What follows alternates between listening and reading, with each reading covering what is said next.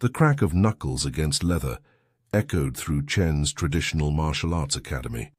Afternoon sunlight sliced through tall windows, illuminating dust particles that danced around 20 students, arranged in perfect rows.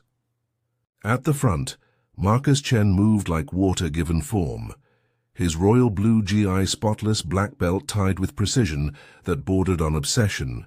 Ki. His shout punctured the air as he executed a spinning back kick. The heavy bag shuddered. Students murmured appreciation. Marcus landed smoothly, barely breathing hard, and turned to face his audience with a smile that said he knew exactly how good he looked. The front door opened. Everyone turned.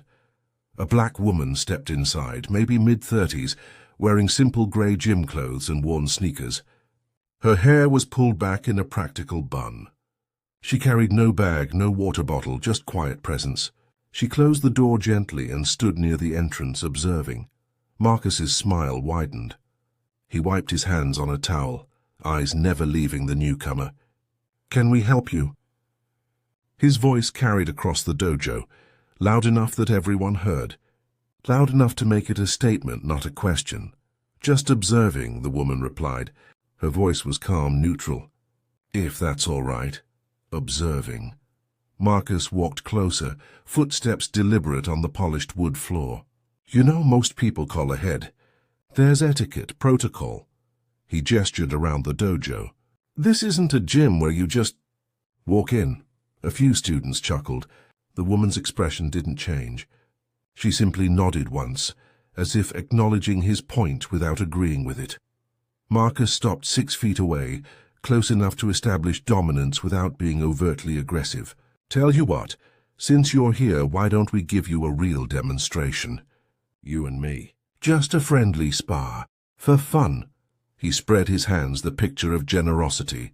"Unless you're not comfortable with that." The room held its breath. The woman looked at Marcus for a long moment. Something flickered behind her eyes, not fear, not anger. Recognition, maybe. She'd seen this before. She reached down and pulled off her grey hoodie, revealing a white tank top and arms carved from stone and discipline. Her shoulders told stories her mouth never would. "All right," she said simply. "For fun." Marcus's smile faltered for exactly 1 heartbeat before returning, brighter than before. 2 hours earlier, Nia Carter had watched familiar Pennsylvania countryside blur past her rental car window. 8 years. It had been 8 years since she'd been home for more than a 72-hour leave. The Marine Corps had taken her from Harrisburg to Paris Island to Camp Lejeune, to 2 deployments that aged her in ways birthday candles couldn't measure.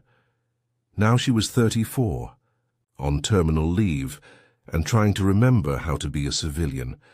Her niece Kayla was turning 7 tomorrow. Nia had missed the first 6 birthdays. She wasn't missing this one. The hotel room felt too quiet after years of barracks noise. She'd unpacked her duffel, 5 minutes, everything folded with hospital corners, and found herself restless. Jet lag from the red-eye flight maybe, or just the strange gravity of standing still after constant motion. She needed to move, to train, to feel centered. Google Maps showed 3 martial arts schools within 10 miles. 2 were MMA gyms blasting promotional videos of cage fights and testosterone. The third was Chen's traditional martial arts academy. 5 stars, authentic technique, disciplined instruction, respectful atmosphere. Respectful sounded good. Quiet sounded better. Nia changed into workout clothes and drove 15 minutes to a strip mall anchored by the dojo. The building's exterior was unassuming. Brick facade, large windows revealing polished floors and traditional decor. A sign by the door listed class times and a note, "Visitors welcome. Please observe courtesy protocols." She pushed open the door to the sound of synchronized breathing and the sharp percussion of strikes against padding. The air smelled like old wood and discipline. Students moved in unison, following a black belt instructor whose movements were precise, powerful, almost arrogant in their perfection. Nia stood by the entrance, content to watch. She recognized the forms, traditional Korean styles, solid fundamentals, though executed with more flash than function. The instructor was good, technically excellent, but there was something in the way he moved, the way he held his head, that reminded her of privates who'd never been truly tested. She'd come for peace, for meditation through movement, for a moment of centered stillness before tomorrow's birthday chaos of cake and wrapped presents, and a niece who barely remembered her face. Instead, she was about to give a different kind of lesson. Marcus crossed his arms, studying Nia like she was a puzzle he'd already solved. "So you have trained before? Or is this your first time in a real dojo?" His tone dripped with false concern. Behind him, students exchanged knowing glances. "I've trained," Nia said evenly. "Cardio kickboxing," a student called out. Laughter rippled through the group. Marcus didn't shush them. He was performing now, feeding off their energy. "Something like that," Nia replied. She stepped further onto the mat, testing the surface. Good spring, well maintained. Her feet remembered different mats, rougher ones stained with sweat and sometimes blood, where mistakes meant bruises that lasted weeks. Marcus walked a slow circle around her. "See, here's the thing. This isn't a Planet Fitness. We practice ancient techniques. Real martial arts passed down through generations. There's a hierarchy, a system." He gestured to his black belt. "This represents 10 years of dedication. Blood, sweat, discipline." "I understand," Nia said. "Do you?" Marcus stopped circling. "Because walking in here, no introduction, no respect for the space, that tells me maybe you don't." His voice hardened just slightly, enough for his students to notice. "Maybe you think martial arts is something you pick up from YouTube videos." Nia met his eyes directly. "I apologize if I disrespected your space. That wasn't my intention." She started to turn toward the door. "I'll leave you to your class." "Wait." Marcus's command froze her mid-step. He couldn't let her leave, not with that quiet dignity intact, not without proving his point. "I made you an offer.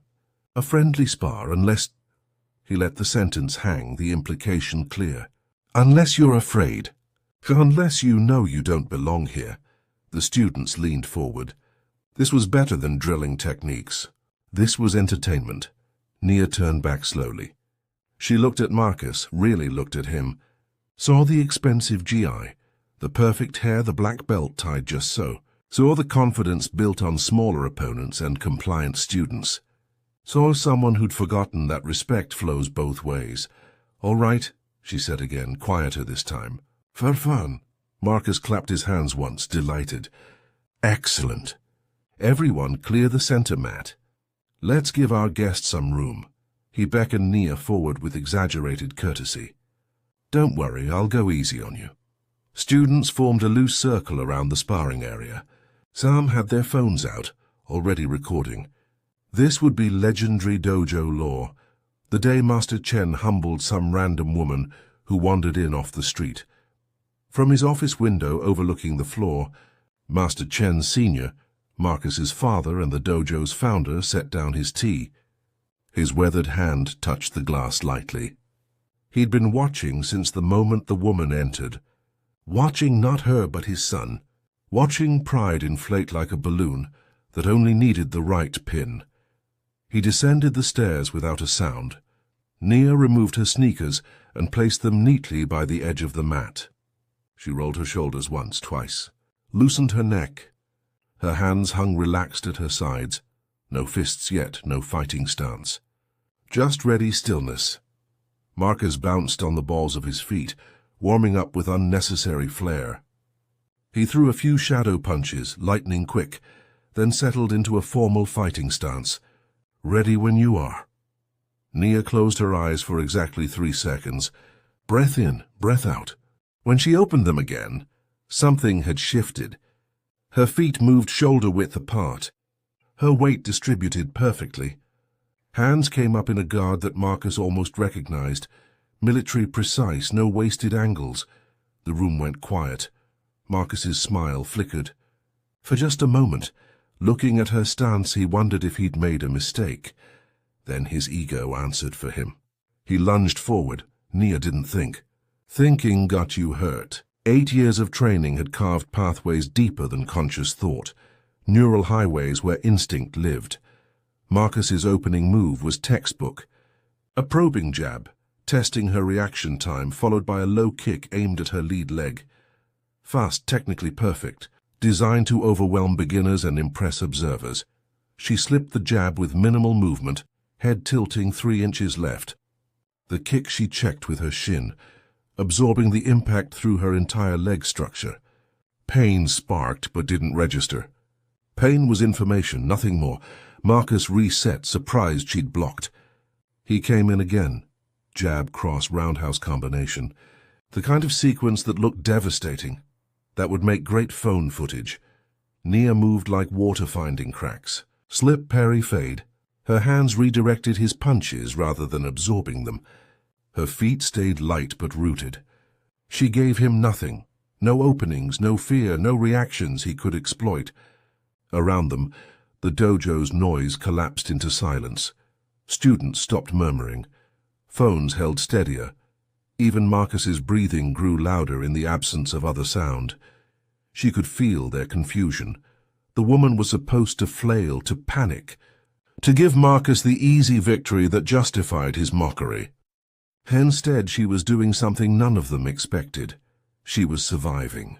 More than surviving. She was making Marcus work. Nia's mind drifted for a microsecond to Paris Island, to drill instructor Sergeant Reyes, a Puerto Rican woman built like a tank and twice as mean. "Carter," Reyes would shout during combatives training. "You're not here to win trophies, you're here to go home alive. Check that ego before it checks you." Ego is the enemy's greatest weapon. Marcus was breathing harder now, frustration creeping into his technique. His combinations grew faster but less precise. More power, less control. He wanted to end this, to reassert dominance, to stop the quiet humiliation of needing more than 30 seconds to defeat some random woman. Nia centered herself, felt the mat beneath her feet, the air cycling through her lungs, the exact distance between her body and Marcus's. She wasn't here to hurt him, wasn't here to prove anything. She'd come to observe, to find peace, to prepare for a 7-year-old's birthday party. But if he needed a lesson, she'd been trained to teach those too. Marcus threw a spinning back fist, flashy, powerful, the kind of technique that ended sparring matches when it landed. It left him momentarily blind, committed fully to the rotation. Nia saw the opening like a door swinging wide. She moved. The first time Nia hit someone, really hit them, she was 16 years old. A boy named Derek had cornered her younger cousin, Maya, outside their high school, demanding her phone number, his hand wrapped around Maya's wrist hard enough to leave marks. Nia had walked up quietly. Let her go. Derek laughed. His friends laughed. Maya looked terrified. Nia's grandmother had raised her on 2 principles: speak softly and carry consequences. So Nia spoke softly one more time. Last chance. Derek shoved her. 3 seconds later, Derek was on the ground with a broken nose and Nia was walking Maya home. The principal suspended her for a week. Her grandmother nodded approval and made her favorite dinner. You protected someone smaller, grandmother had said, setting down collard greens and cornbread. That's righteous. But Nia, you got lucky. That boy didn't know how to fight. Next time you might face someone who does. So you'd better learn properly. 2 months later, Nia walked into a Marine Corps recruiting office. Not because she was patriotic in the flag-waving sense, but because she understood something fundamental. The world had wolves and sheep needed shepherds, and she was built to be the latter. Boot camp nearly broke her. The physical demands were brutal, the sleep deprivation hellish, the mental games designed to shatter anyone who came in thinking they were special. Drill instructor Sergeant Reyes singled her out constantly, not because Nia was weak, but because Reyes saw potential being wasted on ego. You think you're tough, Carter? Reyes would shout nose to nose. Tough is nothing without discipline. Tough is just violence waiting for an excuse. Nia learned discipline, learned to separate emotion from action, learned that real strength wasn't about dominating others. It was about protecting them, controlling situations, using the minimum force necessary and not 1 ounce more. After infantry training, she'd been selected for Marine Corps Martial Arts Program Instructor Certification. MC MAP wasn't sport fighting, it was battlefield combatives, practical, efficient, ethical. Pressure points, joint locks, takedowns designed to incapacitate without killing. Though it could kill if necessary. She'd spent 3 years teaching young Marines how to fight, and more importantly, when not to. Had deployed twice, once to Afghanistan, once to Africa for counter-terrorism training missions. Had seen what happened when discipline failed, when ego took over, when someone decided proving themselves was more important than the mission. Had carried fallen friends in flag-draped coffins because they'd underestimated an opponent. Grandmother passed away during Nia's second deployment. Pneumonia, sudden and cruel. Nia had flown home for the funeral in dress blues, stood at attention beside the casket, and felt something fundamental shift inside her. Life was short, pride was expensive, and wasting time on anything that didn't matter, people who didn't matter, was the real tragedy. She'd requested terminal leave 6 months later. 8 years was enough. Time to remember who Nia Carter was before she became Sergeant Carter, MC MAP instructor, Marine. Time to meet her niece before she missed that too. But some lessons stayed carved in bone. And when Marcus Chen spun into that blind back fist, Grandmother's voice echoed in Nia's mind. Do what needs doing, baby. No more, no less. Nia caught Marcus's spinning wrist mid-rotation. Her grip was iron disguised as silk, firm enough to stop his momentum, gentle enough not to injure. Yet, she pivoted with his energy rather than against it, using his own force to off-balance him. Her other hand touched a pressure point on his inner elbow, not striking, just applying focused pressure to a nerve cluster. Marcus's arm went momentarily weak. She released him immediately and stepped back, resuming her guard. The dojo had gone completely silent. Even the air conditioning seemed to hold its breath. Marcus stumbled, caught himself, stared at his tingling arm with genuine confusion. That wasn't supposed to happen. Couldn't happen. This was some random woman who'd walked in off the street. This was supposed to be easy. He looked up at Nia. Her expression hadn't changed, neutral, patient, waiting, not scared, not excited, just present. Behind her, on the stairs, Master Chen Sr. reached the dojo floor. He moved with the careful precision of 73 years and knees that remembered better days. But his eyes were sharp, tracking every detail of the scene before him. Several students noticed him and straightened, uncertain whether to keep watching or return to practice. The master rarely descended during regular classes anymore. He observed from his office, let Marcus run the day-to-day operations. His presence on the floor meant something. Marcus didn't notice. He was too focused on Nia, on salvaging this situation, on erasing the last 30 seconds from reality through sheer force of will. Lucky, he said, though his voice lacked conviction. You got lucky. Maybe, Nia replied quietly. Master Chen Sr. walked closer, his footsteps whisper-soft despite his age. He stopped at the edge of the sparring circle, hands folded behind his back. His gaze moved between Marcus and Nia, measuring, calculating, understanding far more than either of them realized. He saw his son's stance, aggressive, emotional, sloppy with frustration. He saw the woman's stance, textbook, efficient, controlled. He saw what was about to happen and made no move to stop it. Some lessons required experience, not explanation. Marcus attacked again, this time without finesse, without strategy. Pure aggression meant to overwhelm through force and speed.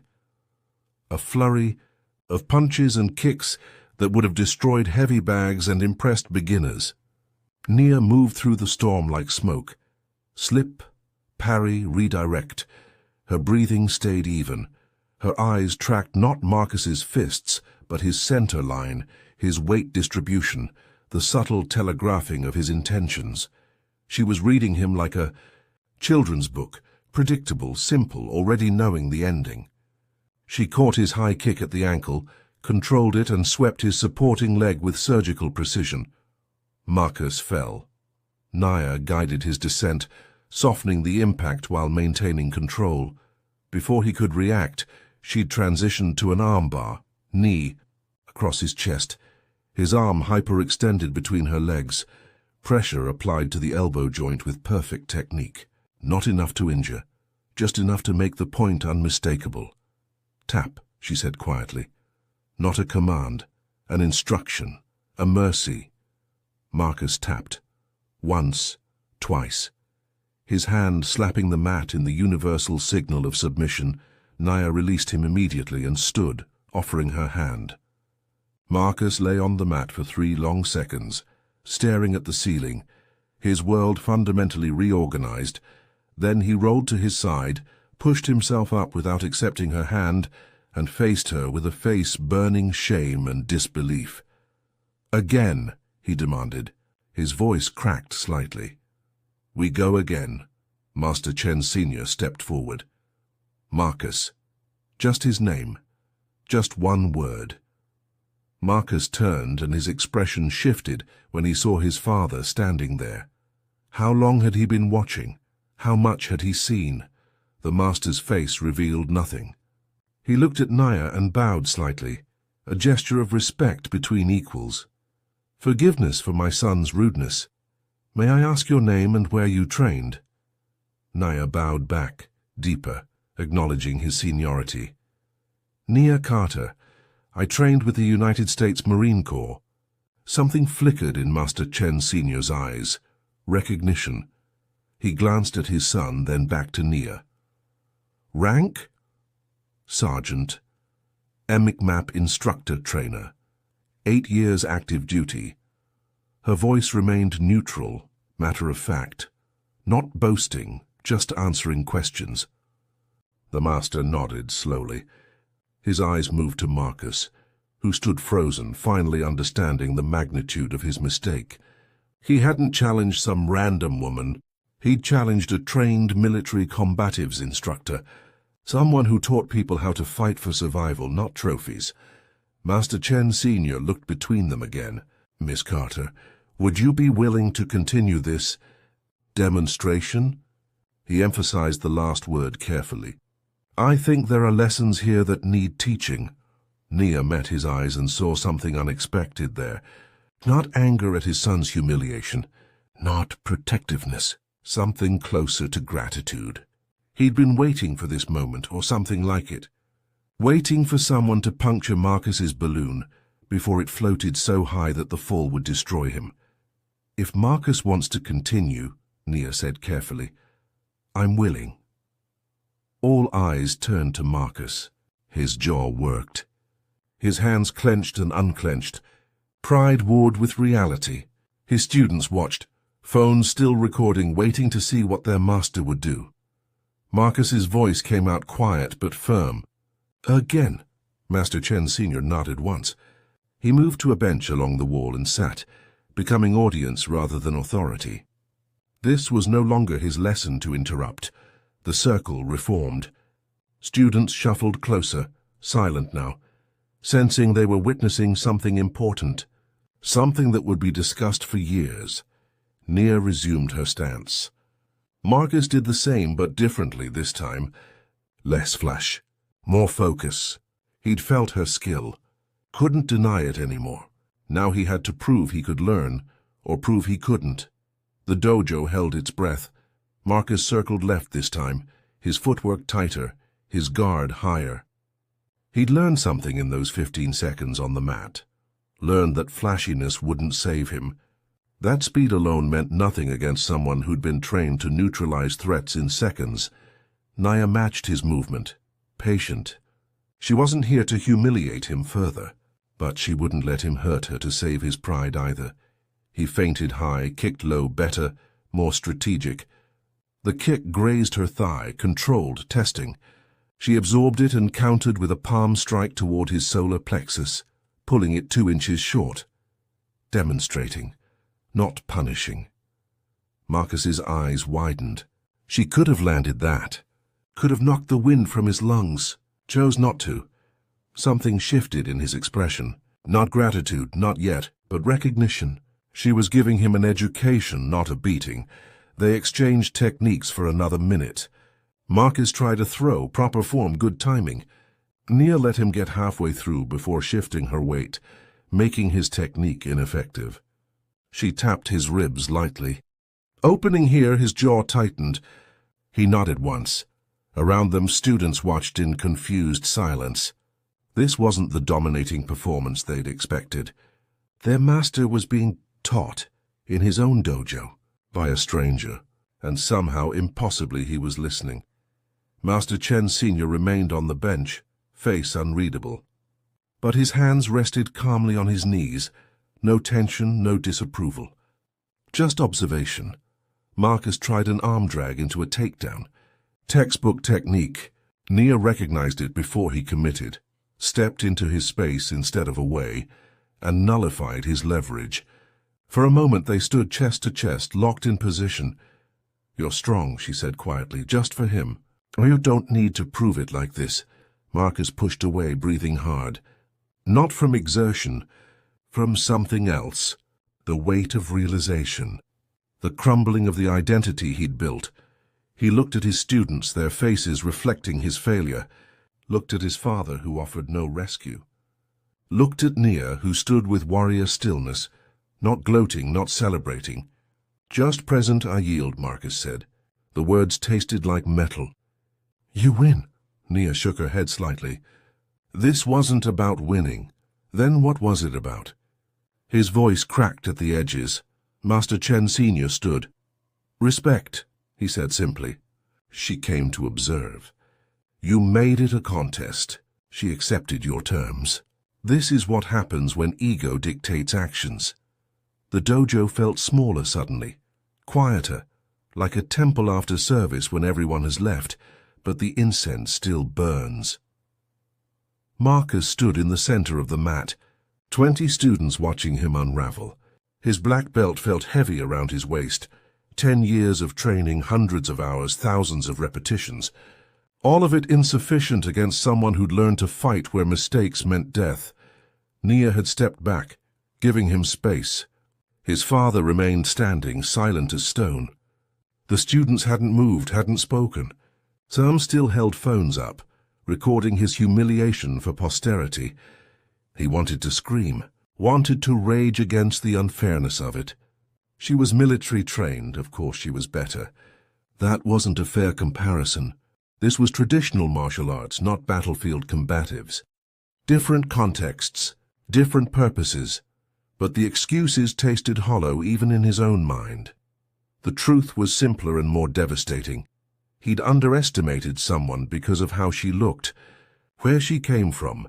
The assumptions he'd made in 3 seconds had turned a potential learning opportunity into a public challenge because he needed to assert dominance, needed everyone to see him win, and now everyone had seen him lose. His hands trembled, not from exhaustion, from the horrible vertigo of realizing your foundation isn't solid, that everything you've built stands on pride instead of principle. A student coughed. Someone's phone buzzed. Normal sounds that felt catastrophically loud in the silence.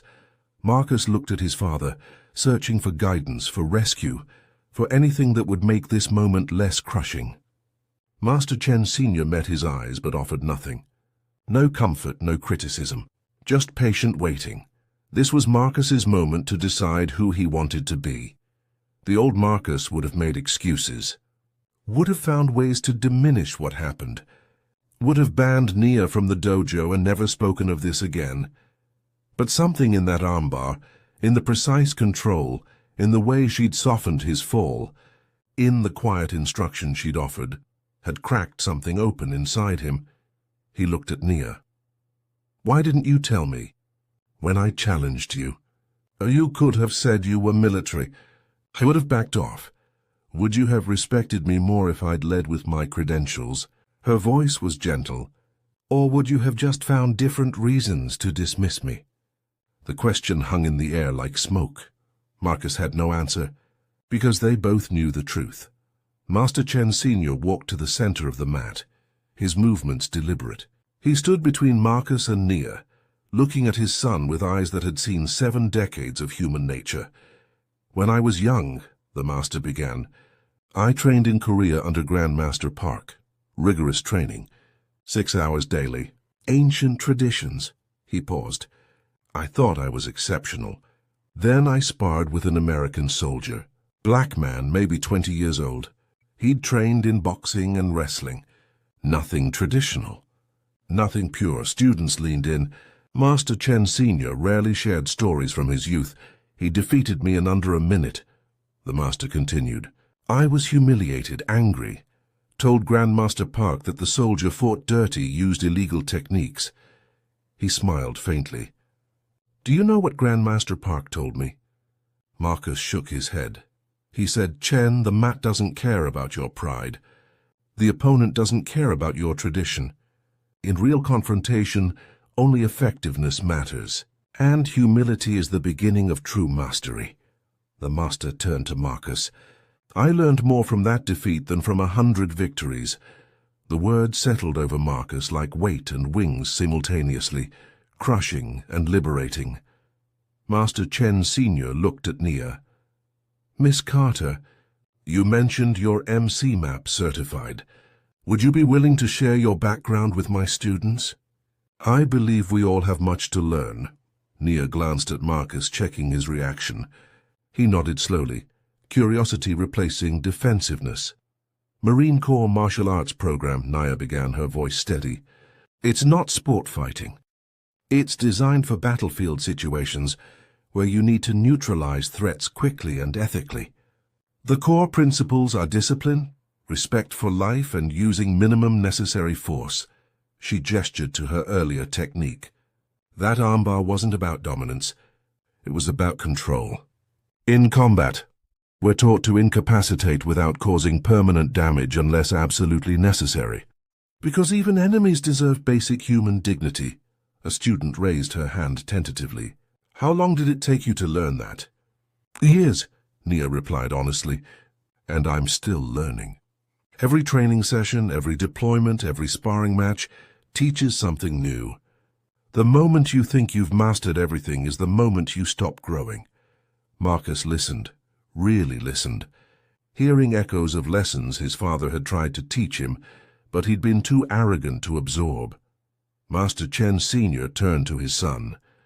"Marcus, you are skilled, truly, but skill without wisdom is just choreography. Miss Carter has offered us a gift today, the gift of perspective." He placed a hand on Marcus's shoulder. "What will you do with it?" The dojo waited. Marcus looked at Nia, seeing her clearly for the first time, not as a threat to his ego, not as an opponent to defeat, but as someone with knowledge he desperately needed. "Would you—" His voice caught. He cleared his throat. "Would you be willing to teach us? Just for today. Show us what real discipline looks like." Nia considered the request. She'd come for peace, for quiet meditation before her niece's birthday. Instead, she'd become an unwitting instructor in a lesson about humility. But looking at Marcus's face, the genuine openness there, the willingness to learn, she recognized something important happening. "I can show you one drill," she said finally. "The foundation of everything I was taught." She asked students to partner up. 20 young people paired off, some excited, others uncertain. Marcus stood alone until Nia gestured him forward. "You're with me." The exercise was deceptively simple.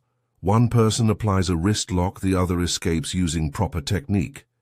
But Nia emphasized something most martial arts schools overlooked: Before we even touch, she said, we bow. We acknowledge that we're trusting each other with our safety. That trust is sacred, she demonstrated with Marcus bowing formally. Your partner isn't your enemy. They're your teacher. Treat them accordingly. Students bowed to their partners, some self-consciously, others with genuine respect. Now, when you apply the lock, use only enough pressure to demonstrate control, not enough to cause pain. Your goal isn't to dominate, it's to understand the mechanics, to learn where the weak points are so you can defend them. She guided Marcus through the technique slowly. His hands were strong but gentle this time, testing the lock without forcing it. When Nia showed him the escape, he followed her instruction precisely, asking questions when confused. See how the escape doesn't require strength? Nia explained to everyone watching. It's about angles, about understanding leverage. A smaller person can escape a larger person if they understand the geometry. A young woman, maybe 17, raised her hand. But what if you're in a real fight, where someone actually wants to hurt you? Nia's expression became serious. Then you use what's necessary. The beauty of this training is that it scales. The same technique that works gently in practice works devastatingly in combat. But you always choose the minimum effective force, because the goal isn't to destroy your opponent. It's to end the threat and preserve life. Even theirs. Marcus worked through the drill with focused intensity. When Nia applied the lock on him, he tapped immediately when he felt pressure. No ego, no testing his pain tolerance. Just honest acknowledgement of the technique. Good, Nia said quietly. That's wisdom. Tapping isn't surrender, it's survival. They rotated. Students practiced with attentiveness Nia hadn't seen in years. Not the mindless repetition of forms, but genuine engagement with principles. Understanding that martial arts wasn't about looking impressive. It was about protecting yourself and others with the smallest amount of harm necessary. Master Chen Sr. watched from his bench, something like satisfaction in his eyes. This was what he'd tried to instill for years. It took an outsider, a woman his son had dismissed, to finally break through. After 30 minutes, Nia called the drill to an end. Students bowed to their partners, then to her. The respect in those bows was real, earned not through intimidation but through wisdom shared. Marcus approached her as students began filtering out, class officially over. His GI was wrinkled now, sweat dampened. His hair had fallen out of its perfect arrangement, but his eyes were clearer. Thank you, he said simply. I'm sorry. For earlier, for everything. Nia nodded. You're talented, Marcus. Really talented. But technique without respect defeats itself. I think you understand that now. I'm starting to, he admitted. It's going to take time to unlearn. Everything I thought I knew. That's the real training, Nia said. The physical stuff is easy. It's the mental reprogramming that's hard. Master Chen Sr. approached them, moving slowly. He looked at Nia with profound respect. Miss Carter, I wonder if you might honor us by signing our wall. He gestured to a section of the dojo where names were written in elegant calligraphy, masters who had visited, teachers who had shared knowledge. Nia stared at the wall. Names dating back decades. Korean masters, Japanese senseis, military instructors from 3 wars. It was a heritage wall, a testament to wisdom passed through generations. I'm not a master, she protested. You taught my son something I've been trying to teach for years. Master Chen Sr. replied. That makes you exactly what this wall celebrates, not rank, not titles, teaching. 3 weeks later, Marcus Chen moved through morning kata with different energy. Still precise, still technically excellent, but softer somehow. Less performance, more meditation, students noticed. The dojo felt different, less hierarchical, more collaborative. Marcus had started teaching beginner classes himself, something he'd previously delegated to junior instructors. He found he learned as much from beginners as they learned from him. The video of his sparring match with Nia had leaked online, of course. 50,000 views in 2 days. The comments ranged from supportive to brutal. Marcus read them all, let them sting, then archived the video privately and moved on. The person in that video felt like a stranger now. On a Thursday afternoon, the front door opened. Marcus turned, heart jumping, half hoping to see Nia returning. Instead, a young black man entered, military-bearing, cautious eyes clearly scouting the space before committing. Marcus walked over, bowing slightly. "Welcome to Chen's Academy. Are you interested in observing or joining a class?" The man looked surprised by the courtesy. "Just observing, if that's cool." "Absolutely." Marcus gestured to benches along the wall. "Please make yourself comfortable. We're about to start beginner fundamentals if you'd like to watch." As the class progressed, Marcus caught the veteran, he was certain the man was military, watching intently. After class, the man approached. "You're the guy from the video," he said. Not accusatory. "Just observational," Marcus nodded. "I am. That woman, Nia, she was my instructor at Lejeune. Best teacher I ever had." The veteran extended his hand. "She posted in our unit group chat that if anyone's ever in this area, this dojo is worth checking out. Said you're the real deal."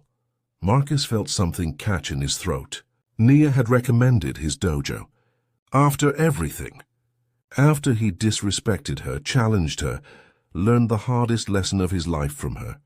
"She's too kind," Marcus managed. "Nah," the veteran replied. "Sergeant Carter doesn't do kind. She does honest. If she said you're worth training with, you are." That evening, after students had left, Marcus climbed to his father's office. Master Chen Sr. sat at his desk, reviewing enrollment forms and bills, the unglamorous business of running a martial arts school. "Dad," Marcus said from the doorway. "That day with Nia, you knew, didn't you? You saw what was going to happen and let it play out." The master set down his pen. "I saw a son who needed to learn a lesson I couldn't teach. So yes, I let it happen. It destroyed me," Marcus said quietly. "No." Master Chen Sr. shook his head. "It destroyed your ego. You, the real you, is still here. Stronger, I think." Marcus looked at his hands. The same hands that had thrown 1,000 punches, tied his belt 1,000 times, bowed to his father's teachings for 20 years. But different now. Humbled, purposeful. "I want to change things here," Marcus said. "Make the dojo more inclusive, more focused on principles than politics." His father smiled. "Then change them."